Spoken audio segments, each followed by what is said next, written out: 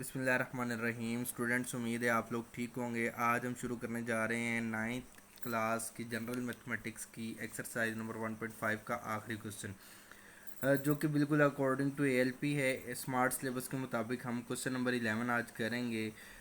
Question number 11 है, हमारे पास 14 गाय 63 kilogram चारा 18 दिन में खाती हैं। 28 दिन में 770 किलोग्राम चारा कितनी गायें खाएंगी? तो सबसे पहले हम देखेंगे इसमें कितनी चीज़ें, गाय हैं और चारा है और दिन है।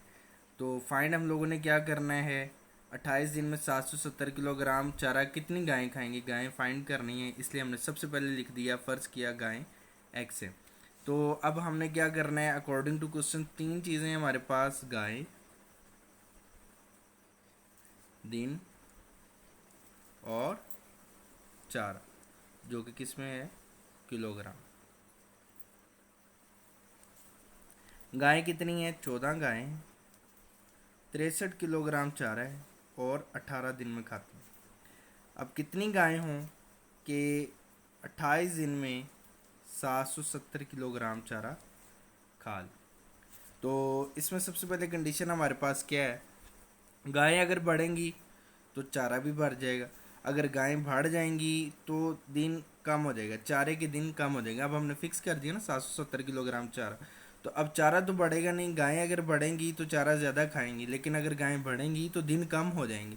तो उसके मुताबिक हमारे पास ये जो रिलेशन है वो गाय और चारा के दरमियान डायरेक्टली प्रोपोर्शनल है, यानी तनासब रास्त है, जबकि दिनों के दरमियान तनासब माकूस है।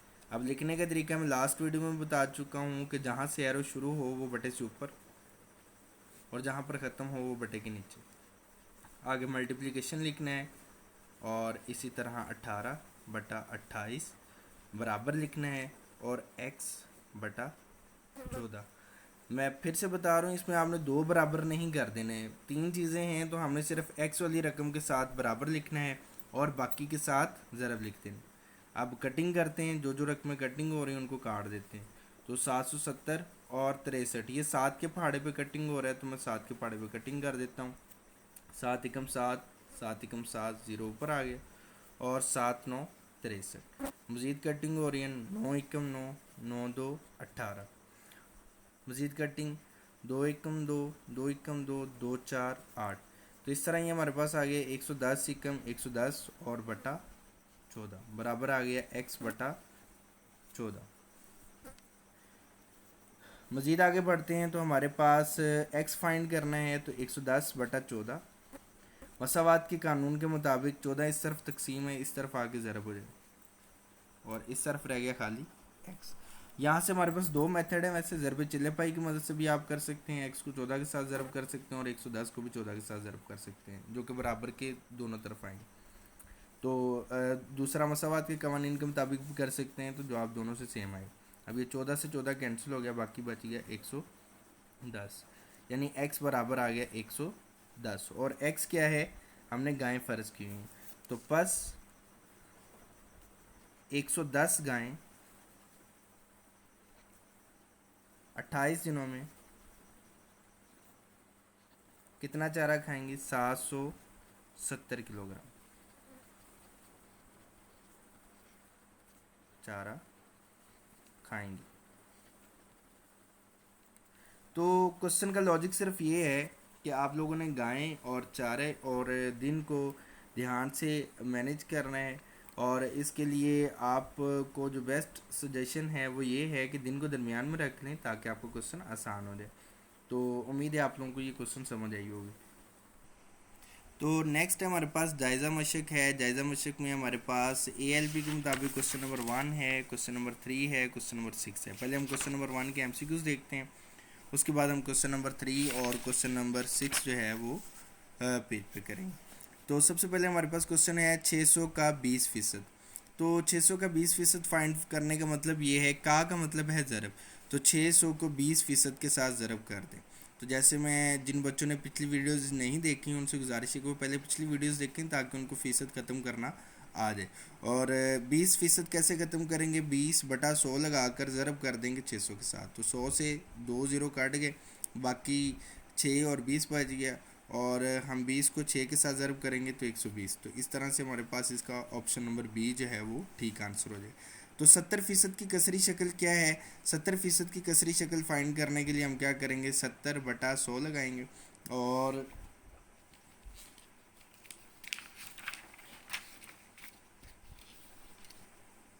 70/100 को कैसे सॉल्व करेंगे? 70/100, 70% था हमारे पास क्वेश्चन, तो फीसद खत्म करने के लिए बटा 100 लगा दिया। 0 से 0 कैंसिल हो गया, बाकी बच गया 7/10। तो कसरी शक्ल हमारे पास है 7/10। तो इस तरह से क्वेश्चन नंबर 2 का ऑप्शन बी सही आंसर होगा। 7/20 की फीसद की शक्ल में क्या होगा? तो मैंने पहले सिखा दिया है एक्सरसाइज नंबर 1.1 में कि हमने फीसद में अगर किसी रकम को कन्वर्ट करना है तो उसका आसान तरीका ये है कि जो भी रकम है, जैसे मेरे पास 7/20 है, उसको फ़ीसद में कन्वर्ट करने के लिए 100% के साथ ज़रब कर दें। फ़ीसद लगाना नहीं भूलना, 100% के साथ ज़रब कर दें। नेक्स्ट बच्चों हमारे पास है जायज़ा मशक 1, जिसमें हमने क्वेश्चन नंबर 1 को पहले देखना है। क्वेश्चन नंबर 1 हमारे पास सारे एमसीक्यूज़ हैं। एमसीक्यूज़ में 600 का 20%। तो 600 का 20% कैसे फाइंड करेंगे? सिंपली 600 को ज़रब कर देंगे 20% के साथ। ये जो का है, का का मतलब होता है ज़रब। तो 600 ज़रब 20 का फ़ीसद ख़त्म करेंगे तो बटा 100 लगा देंगे। 20%, हमें पता है फ़ीसद अरबी ज़ुबान का लफ्ज़ है, यानी फ़ी बटा और सद मतलब 100 में से 0 से 0 कट गया और 0 से 0 कट गया, बाकी बच गया 60 और 2। 60 को 2 से ज़रब किया तो 120 है। तो इस तरह से ऑप्शन नंबर बी जो है वो इसका करेक्ट आंसर है। इसी तरह क्वेश्चन नंबर 2 है हमारे पास, 70% की कसरी शक्ल क्या है? तो उसके लिए भी हमारे पास आसान है। 70% को फ़ीसद यानी ख़त्म करें तो 70/100 फ़ीसद। 0 से 0 कट गया, बाकी बच गया 7/10। तो कसर कहते हैं बटे की शक्ल में लिखना, तो ये बटे की शक्ल में आ गया, तो हमारे पास आंसर है 7/10। ये हमारे पास इसकी कसरी शक्ल है। क्वेश्चन नंबर 3 है हमारे पास, 7/20 फ़ीसद की शक्ल में कैसे लिखेंगे? तो मैंने पहले सिखा चुका हूँ कि जिस भी रकम को फ़ीसद में कन्वर्ट करना है उसको 100% के साथ ज़रब कर दो। 100% के साथ, खाली 100 नहीं, फ़ीसद के साथ, 100% के साथ। तो इसमें भी हम देख सकते हैं 0 से 0 कट गया, 2 1 2 2 5 10, हमारे पास आ गया 7/5%। 7 5 35% हमारे पास आंसर आ गया। तो इसका जो करेक्ट आंसर है वो है ऑप्शन ए। आप देख सकते हैं इसमें हमारे पास ए बी और बी में फ़र्क सिर्फ परसेंटेज का है। तो आपने परसेंटेज जब यहाँ पर लगाएंगे तो आपका ऑटोमेटिकली क्वेश्चन भी फ़ीसद में कन्वर्ट हो जाएगा। इसी तरह नेक्स्ट है हमारे पास 1/3 फ़ीसद की शक्ल में लिखें। तो 1/3 को फ़ीसद की शक्ल में लिखने का भी आसान मेथड है। मैं पहले भी बता चुका हूँ कि जिस भी रकम को आपने फ़ीसद में कन्वर्ट करना है उसको 100% के साथ ज़रब कर दे। तो इसमें भी हम 100% के साथ ज़रब करेंगे तो 100 ही कम 100, ऊपर वाली रकम के साथ ज़रब खा गई तो 100%/3। इसको मज़ीद सॉल्व करने के लिए ऊपर वाली रकम को डिवाइड के अंदर लिखें और नीचे वाली रकम को बाहर। जो आंसर आएगा उसके साथ फीसद लगा दीजिएगा। 3 3 9 और 10 में से 9 निकाले 1 और 0। 3 3 9 और बटा 1। तो ये बस इसको मिक्स्ड फ्रैक्शन में लिखने का तरीक़ाकार ये है कि सबसे ऊपर वाली रकम जो हमारे पास क्वोशंट है उसको साइड पे लिखेंगे और जो रिमाइंडर आया है उसको न्यूमरेटर के तौर पर लिखेंगे, और जिससे हमने डिवाइड किया ये उसको हम डिनोमिनेटर में लिखेंगे। तो ये हमारे पास 7% लगाने के बाद जो आंसर है वो है 33 सही 1/3%। तो क्वेश्चन नंबर 4 का जो सही आंसर है वो है 33 सही 1/3%। तो इस तरह से हमारे पास ऑप्शन डी इसका करेक्ट आंसर है। तो 0.13% की शक्ल में, तो इशारिये वाले क्वेश्चंस भी मैंने ख़ास तौर पर आप लोगों को बताया था कि जिस रकम में इशारिया हो और उसको हम परसेंटेज में चेंज करना चाहें, तो परसेंटेज में चेंज करने के लिए तो मस्ट है कि हमने 100% के साथ ज़रब करना है। अब 100% के साथ ज़रब करते हुए आपने देखना है कि 100 में कितने ज़ीरो हैं, 2, 1 और 2। तो ज़रब करते हुए हमने इशारिया एक की सूरत में, एक ये कंडीशन सिर्फ है कि अगर एक के साथ ज़ीरो हों, तो एक के साथ 2 ज़ीरो हैं तो इशारिया 2 दर्जे आगे आ जाएगा, यानी 0.13 से ये इशारिया 2 दर्जे आगे जाएगा तो 1 और 3, यानी 1 और 3 के बाद आ जाए और साथ आ जाएगा फ़ीसद। तो इशारिया अगर एंड पे हो तो वो लिखने की ज़रूरत नहीं होती, लिहाजा हमारे पास आंसर आ गया 13%। तो क्वेश्चन नंबर 5 का जो करेक्ट आंसर है वो है 13%। खाली 13 नहीं, 13%। इसी तरह ए निस्बत बी की निस्बत में ए को क्या कहते हैं? तो ए को हमारे पास बेसिकली निस्बत में दो क्वांटिटीज़ होती हैं, एक होता है एंटीसीडेंट और दूसरा होता है कॉन्सिक्वेंट। तो एंटीसीडेंट पहली वैल्यू को कहते हैं और कॉन्सिक्वेंट उसकी दूसरी वैल्यू को कहते हैं। तो ये हमारे पास बी यानी एंटीसीडेंट है। ए पूछा है तो पहली वैल्यू हमारे पास एंटीसीडेंट कहलाती है। इसी तरह ए निस्बत बी की निस्बत में बी को क्या कहते हैं? कॉन्सिक्वेंट कहते हैं। इसका ऑप्शन नंबर डी सही आंसर है। और इसी तरह ए निस्बत बी तनासुब सी निस्बत डी की तनासुब में ए और डी को क्या कहते हैं? तो ए और डी चूँकि ये बाहर वाली वैल्यू है तो निस्बत के केस में हम बाहर वाली वैल्यू को तरफैन कहते हैं और अंदर वाली वैल्यूज़ को यानी बी और सी को वस्तैन कहते हैं। तो इसमें ए और डी जो कि बाहर वाली तरफ हैं तो इसको हम तरफैन कहेंगे, यानी ऑप्शन ए इसका करेक्ट आंसर है। लें जी, सिर्फ दो हमारे पास एमसीक्यूज रह गए हैं। क्वेश्चन नंबर 9 है जिसमें उसने पूछा है कि ए निस्बत बी तनासुब सी निस्बत डी की तनासुब में सी और बी और सी को क्या कहते हैं? तो बी और सी के दरमियान में इसलिए इनको वस्तैन कहते हैं। ऑप्शन ए इसका आंसर है। 75/95 की आसान शक्ल क्या है? 75/95 की जो है वो आसान शक्ल क्या है? 75 निस्बत 95 की, सॉरी। तो 75 निस्बत 95 को हम 75/95 लिख सकते हैं, यानी तकसीम को बटे में चेंज किया। कटिंग हो रही है तो कटिंग कर दें, तो बिल्कुल कटिंग हो रही है। 5 की टेबल पर कटिंग हो रही है। 5 एकम 5, 2 इधर आ गया, 25 बन गया। 5 5 25, 5 एकम 5, 4 इधर आ गया, 5 9 45। तो ये हमारे पास आ गया 15/19। अगर सवाल निस्बत में हो तो जवाब भी निस्बत में होना चाहिए। तो ऊपर वाली रकम पहले और फिर निस्बत लगाकर दूसरी रकम, यानी 15/19। तो इस तरह से हमारे पास जो क्वेश्चन नंबर 10 है उसका जो करेक्ट आंसर है वो है बी, यानी 15/19। तो इसी के साथ हम चलते हैं अपने क्वेश्चन नंबर 3 की तरफ, जो कि आधा मशक यानी जायज़ा मशक का क्वेश्चन नंबर 3 और 6 ALP में शामिल है।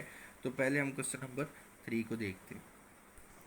तो नेक्स्ट बच्चों, जायज़ा मशक के जो क्वेश्चन है वो हमारे पास क्वेश्चन नंबर 3 है कि एक रेलगाड़ी में 800 मुसाफिर सवार हो सकते हैं। अगर 55% मुसाफिर मर्द और 15% बच्चे हों तो औरतें कितनी फ़ीसद होंगी? तो सबसे पहले हमने देखना है कि क्वेश्चन में पूछा क्या गया है। क्वेश्चन में सिर्फ पूछा गया है कि औरतें कितनी फ़ीसद होंगी। हम एग्जैक्ट वैसे तादाद भी बता सकते हैं, लेकिन हमने सिर्फ बताना है कि औरतें कितने फ़ीसद होंगी। तो रेलगाड़ी में 800 मुसाफिर सवार हो सकते हैं। इसका मतलब है कि रेलगाड़ी का 100% क्या है? 800। तो 100% में से 55% मर्द हैं और 15% औरतें हैं, तो बच्चे हैं। तो औरतें कितने फ़ीसद होंगी? तो इसके लिए हमारे पास औरतें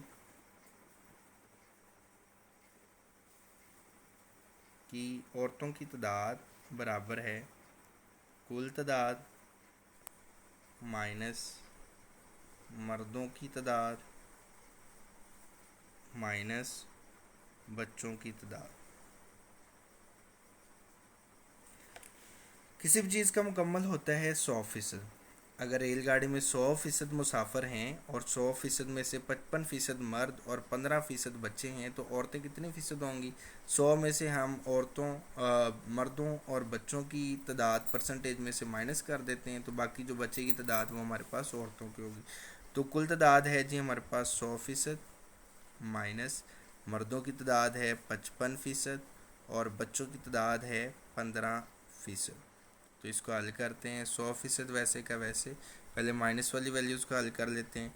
minus minus plus, sign minus का यानी बड़ी रकम का, और करेंगे प्लस। 55 में 15 ऐड किया तो 60 और 70 आ गए। तो 100% में 70% माइनस करें तो बाकी बचता है 30%। तो बस रेलगाड़ी में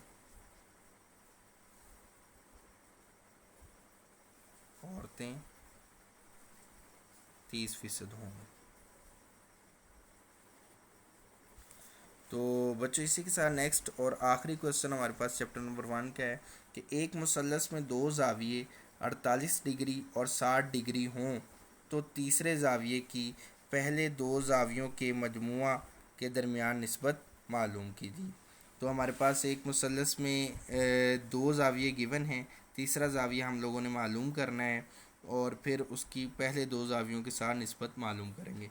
तो पहले हमें पता होना चाहिए मुसल्लस में कितने ज़ाविये होते हैं। तो याद रखें, एक मुसल्लस में तीन ज़ाविये होते हैं। मुसल्लस तीन कोनों वाली बंद शक्ल को कहते हैं। तो हमारे पास दो ज़ाविये हैं, तीसरा ज़ाविया हम मुसल्लस के कानून, ट्रायंगल के कानून के मुताबिक फ़ाइंड करेंगे। तो हम फ़र्ज़ कर लेते हैं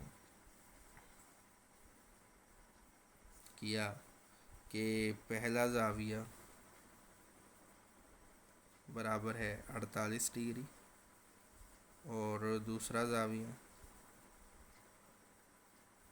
बराबर है 60 डिग्री। तो इसमें एक चीज़ मैं बताना चाह रहा था कि जब भी ज़ावियों की बात करते हैं तो ज़ावियों में हमारे पास होता है अल्फ़ा और बीटा, और जो तीसरा ज़ाविया जो हम अक्सर मसावातों में इस्तेमाल करते हैं वो गैमा है। तीसरा ज़ाविया बराबर है गैमा बराबर है मालूम करना। तो अल्फ़ा और बीटा हमने कहा कि वो 48 और 60 डिग्री हैं, जबकि गैमा जो है वो हमने फाइंड करना। तो मुसल्लस के कानून के मुताबिक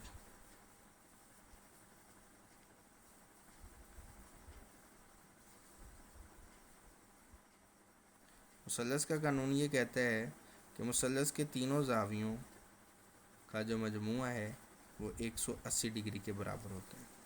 तो अब अल्फ़ा हमारे पास है 48 डिग्री और बीटा हमने फ़र्ज किया हुआ है 60 डिग्री है, और गैमा जो कि तीसरा ज़ाविया वो हमने मालूम करना है। तो 48 में 60 जमा करें तो 108 डिग्री बनता है। आप लोग कैलकुलेटर्स पे भी कर सकते हैं, इक्वल्स टू 180 डिग्री। तो गैमा बराबर हमारे पास आ गया 180 डिग्री। ये 108 डिग्री इस तरफ जमा है, उस तरफ जाके क्या हो जाएगा, माइनस हो जाएगा। ये तो मसावात का कानून। तो गैमा बराबर आ गया 180 में से 8 माइनस करें तो 10 में से 8 गए तो 2, और इधर 7 बच गया 72 डिग्री, और एक में से एक निकाला 0। आप लोग ये कैलकुलेटर पर भी कर सकते हैं। पहले ही शर्त हमने देख ली कि एक मुसल्लस में दो ज़ाविये 48 डिग्री और 60 डिग्री हों तो तीसरे ज़ाविये की, तो तीसरा ज़ाविया आ गया हमारे पास 72। तो तीसरे ज़ाविये की पहले दो ज़ावियों के मजमुआ के दरमियान निस्बत मालूम कीजिए। तो हम पहले दो ज़ावियों का मजमुआ फ़ाइंड करेंगे और उसके बाद हम उसकी तीसरे ज़ाविये के साथ निस्बत भी फ़ाइंड कर लें। तो सवाल की शर्त के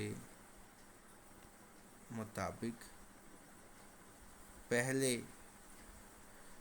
दो ज़ावियों का मजमुआ बराबर है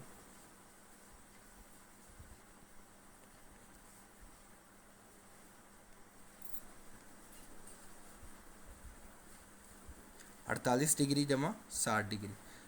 60 और 48 जमा करें तो वो हमारे पास आ जाते हैं 108 डिग्री।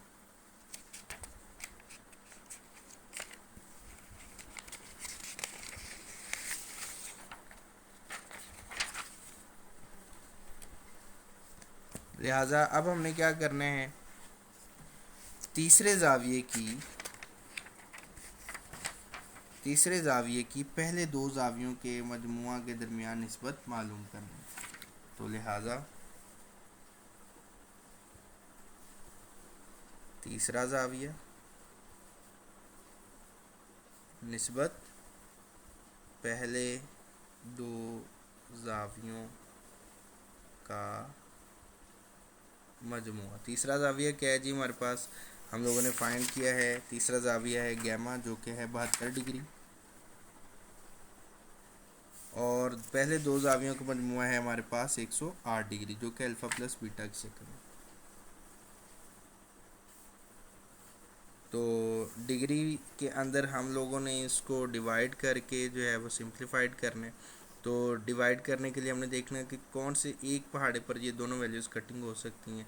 तो वैसे भी कर सकते हैं, और इसका एक और हल ये है कि हम इसको सिंपली निस्बत को बटे में चेंज करें और आंसर को फिर वापस निस्बत में चेंज कर देंगे।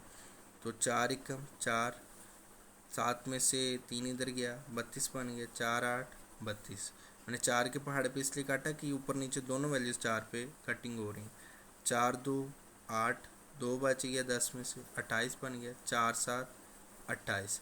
अब 18 और 27 ये 3 के पहाड़े में भी कटिंग हो रहे हैं, तो 3 के पहाड़े में कटिंग कर देते हैं, बल्कि 9 के पहाड़े पे भी कटिंग हो रहे हैं तो 9 पे ही कटिंग करते हैं। 9 2 18 और 9 3 27। तो इस तरह से ये हमारे पास आ गया 2/3। तो इसको वापस निस्बत में चेंज करते हैं तो ये हमारे पास आ जाएगा 2/3। तो इस तरह से ये हमारे पास आखिरी क्वेश्चन का भी आंसर आ गया है, 2/3। तो आज हमारे चैप्टर नंबर 1 का इख्तिताम हो चुका है। उम्मीद है आप लोगों को समझ आ चुकी होगी। और इसके साथ ही उन स्टूडेंट से गुजारिश है कि जो बच्चे इस चैनल पे पहली दफ़ा हैं वो साथ ही साथ इस चैनल को सब्सक्राइब भी कर दें। वीडियो अच्छी लगे तो उसको लाइक शेयर और कमेंट भी करें। बाकी ज़िंदगी रही तो इंशाल्लाह तबारक व तआला फिर इसी चैनल पर एक नए टॉपिक के साथ मुलाकात होगी। तब तक के लिए इजाज़त दीजिए। अपने होस्ट आदिल हुसैन को दुआ में याद रखिएगा। अल्लाह हाफिज़।